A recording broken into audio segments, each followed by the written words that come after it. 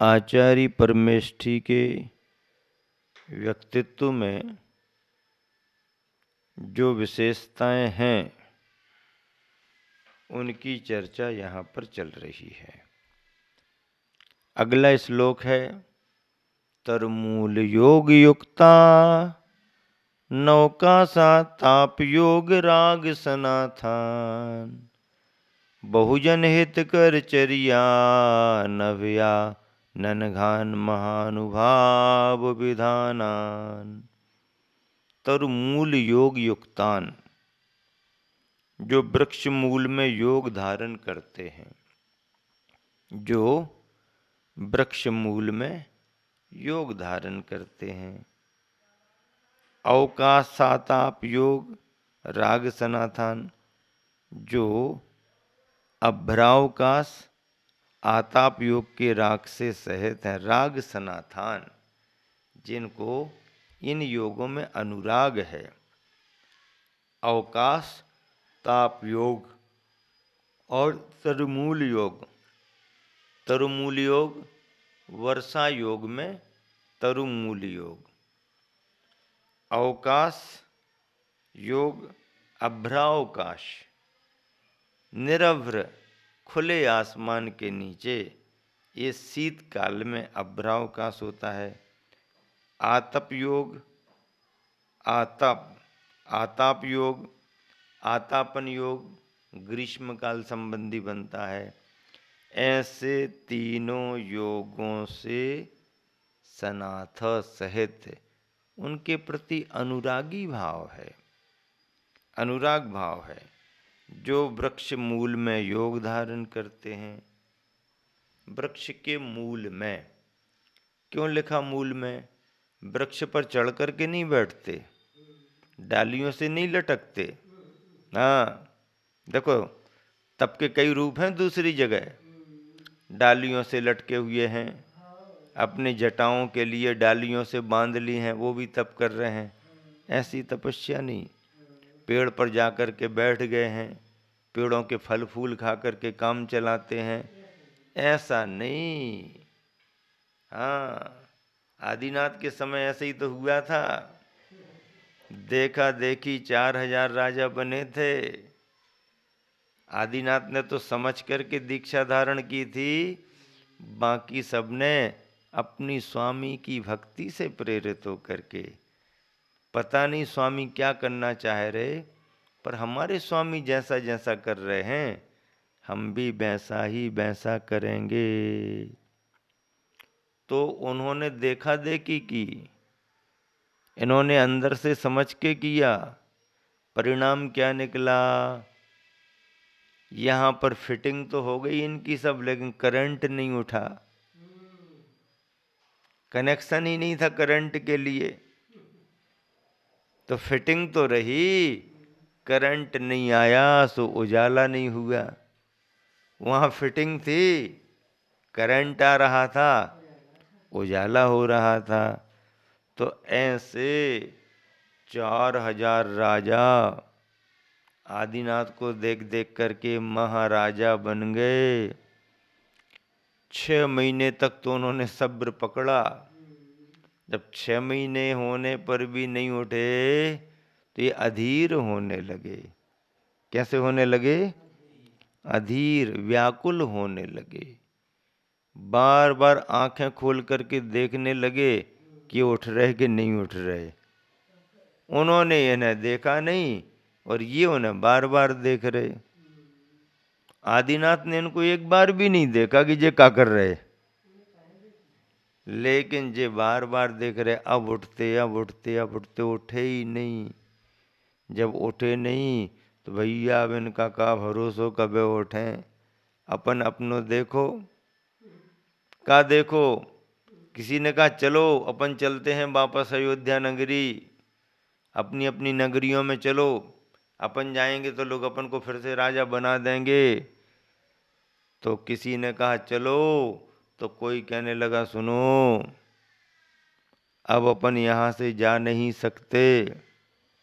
क्यों? क्योंकि स्वामी के साथ अपन वन में आए हुए हैं। और स्वामी के साथ वन में आए हुए हैं तो स्वामी को वन में अकेला छोड़ करके नहीं जा सकते। वो उठी तो नहीं रहना, बोली तो नहीं रहना। अरे वो उठे या ना बोलें, अयोध्या नगरी के अंदर प्रवेश करेंगे, भरत चक्रवर्ती अंदर आने नहीं देगा।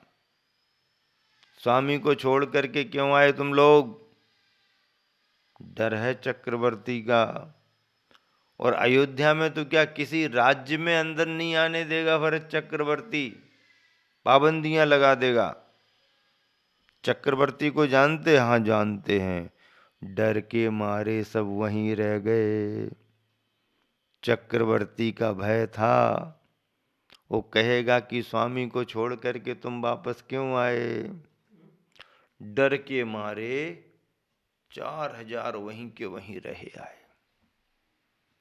सहन नहीं हुआ, परेशान हो गए, मन व्याकुल हुआ और विचलित होने लगा।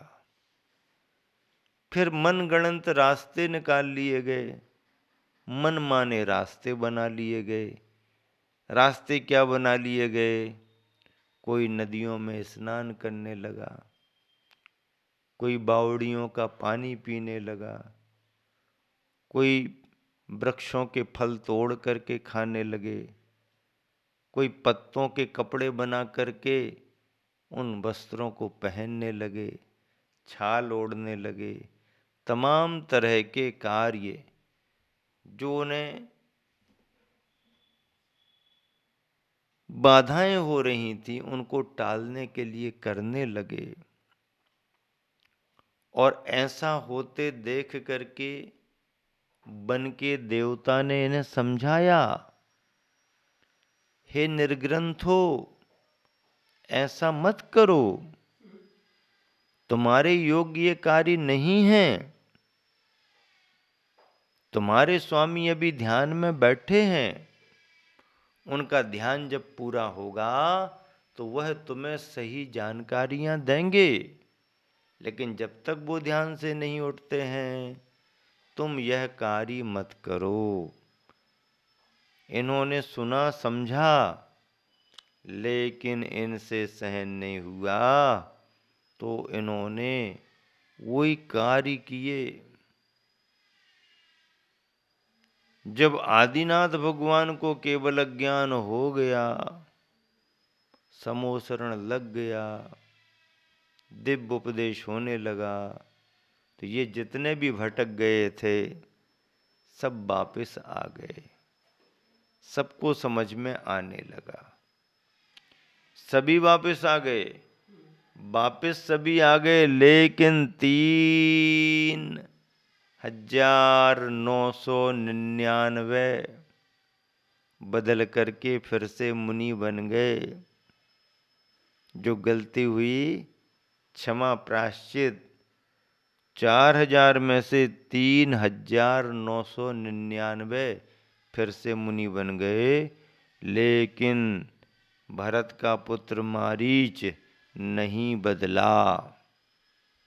नहीं, अब मुझे बदलना ही नहीं। जिस मार्ग पर मैं आगे बढ़ गया वो ही करूंगा। भगवान की वाणी में आ गया है कि ये मरीच का जीव जो है ये आगे चल के तीर्थंकर बनेगा।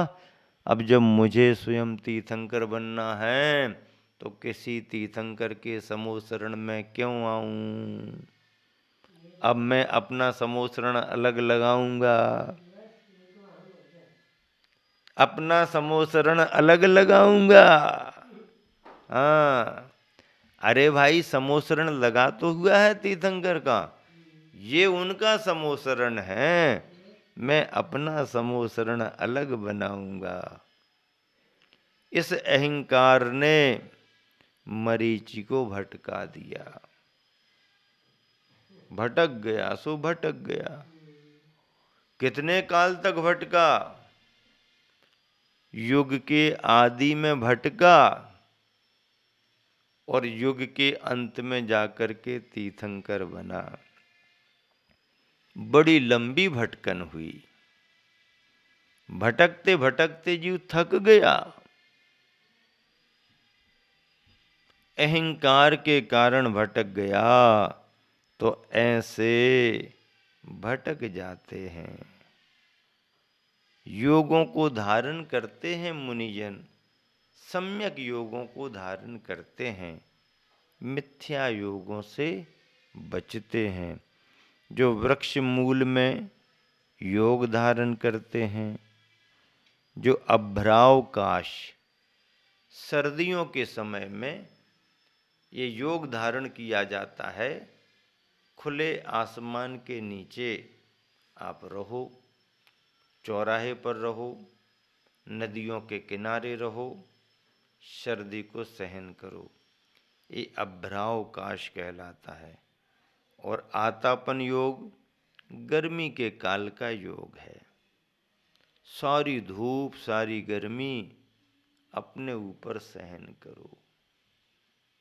अभी धूप कितनी अच्छी लगती है ठंड में, जरा दिन दो दिन ना निकले तो व्याकुल हो जाते लोग। धूप मिल जाती अच्छा लगने, सर्दी का समय है धूप मिल गई, धूप मिले दिन भर मिले, दिन भर मिले, दिन भर मिले, एब्जॉर्ब करते रहो, एब्जॉर्ब करते रहो, जितनी धूप मिले लेते रहो।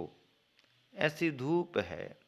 पर यही धूप गर्मी के दिनों में, चलो जनवरी निकल गई, फरवरी निकल गई, फरवरी तक तो ठीक है, मार्च में भैया अब दिन में धूप गर्म होने लगी। और जहाँ होली जली नहीं की भैया, अब दिन में धूप में, अप्रैल में अब दिन में नहीं निकलना होता।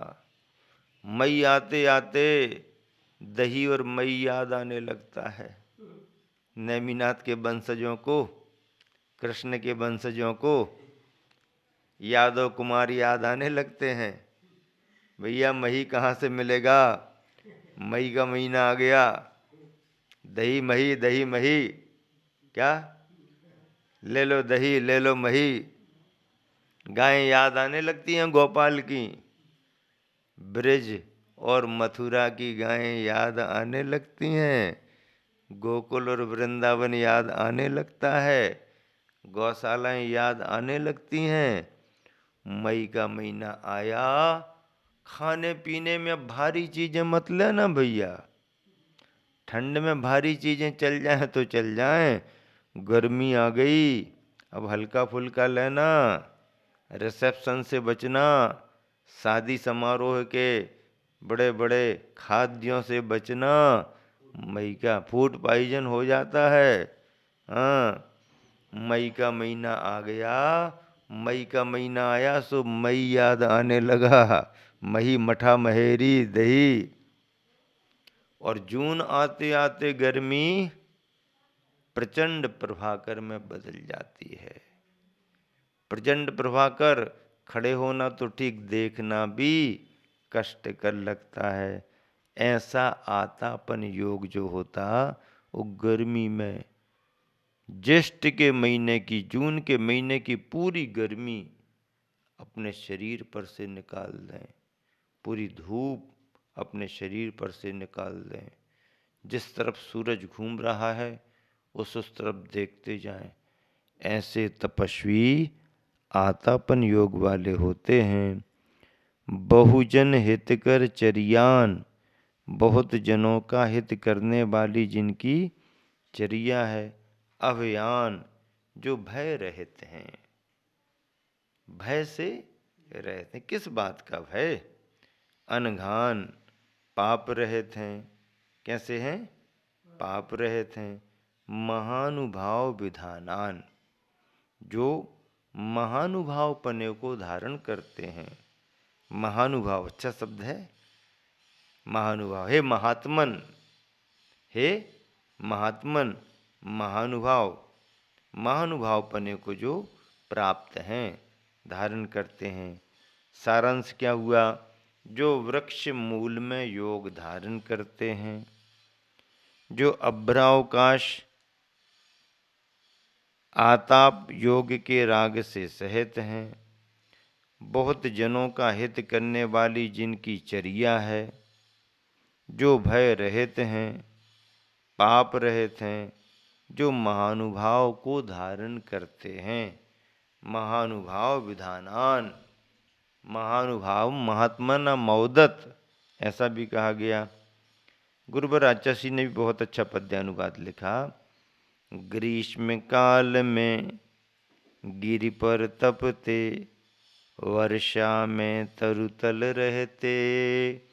ग्रीष्म काल में गिरि पर तपते, वर्षा में तरुतल रहते। शीतकाल आकाश तले रह, व्यतीत करते अघ दहते। बहुजन हित कर चरित धारते, बहुजन हित कर चरित धारते। पुण्य पुंज हैं अभय रहे, बहुजन हित कर चरित धारते। पुण्य पुंज हैं अभय रहे। प्रभावना के हेतु भूत उन, महाभाव के निलय रहे। प्रभावना के हेतु भूत उन, महाभाव के निलय रहे।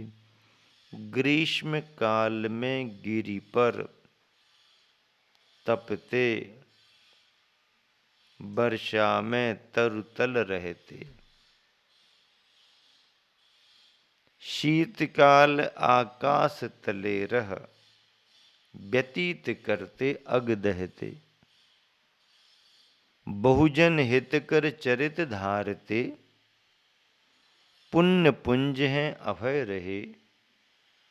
प्रभावना के हेतु भूतून, महाभाव के निलय निवास आलय रहे। आचार्य नहीं, सभी का भाव है कि आप नीचे आ जाओ। अब कौन आपसे निवेदन करे। ऊपर बहुत गर्म सब तरफ से हवाएं आती हैं, रात 12-12 1-1 बजे तक गर्म हो रहता है।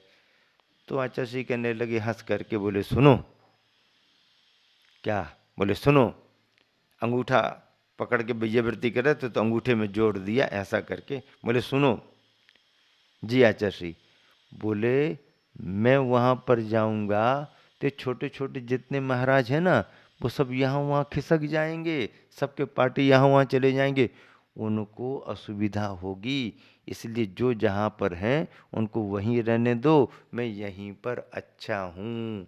तब मुझे लगा इतने बड़े आचार्य अपने इतने छोटे छोटे महाराज जियों की इस तरह चिंता करते हैं और अपने आप में निश्चिंत रह करके सर्दी गर्मी सहन करते रहते हैं।